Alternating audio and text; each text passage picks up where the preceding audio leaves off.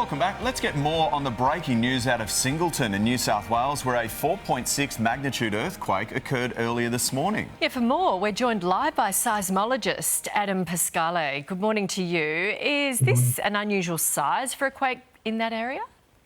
We actually had a very similar sized quake about in August last year near Muswellbrook. So it was a 4.8, and that was followed by a 4.6 a day later, and another 4.6 about 2 weeks later. So it's happened recently. So I think we've got to potentially expect some more activity. Social media, Adam, is going nuts over people saying that they felt it as far south, 200 k's away in Sydney.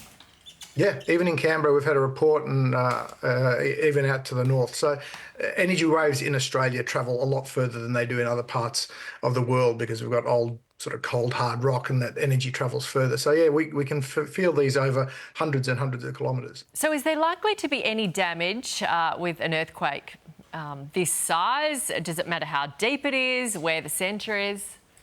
It does. If you're close to the epicenter, we can get some damage. When you get to about magnitude 4 and above, you can start to get some local damage. So I would expect, like we saw last year near Muswellbrook, some chimneys might be toppled, or if there's nearby structures like that, there might be cracks in bricks and things like that. But I don't expect there to be too much damage from this one. So you know exactly how this works. 4.6 magnitude, is that kind of the peak, or are we going to get aftershocks? Are we going to see a bigger one?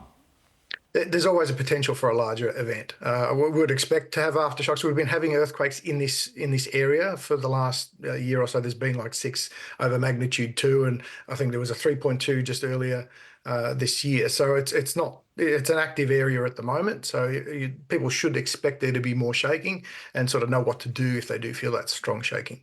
So we could be heading for a bigger one. Potentially. I mean, the likelihood of that drops off over time as time goes on, but people should be, really prepared that if they do feel some strong shaking, is to get under a table and protect themselves from falling objects. So why is it happening now, and what should people do? People should really just understand what they need to do if they do feel that strong shaking, which is protect themselves. But this area where we're seeing this is in that mining area where we saw events last year as well. We don't know if this is related to the mining. It just coincidentally has occurred near one of those. There are natural faults in the area, so they are triggering.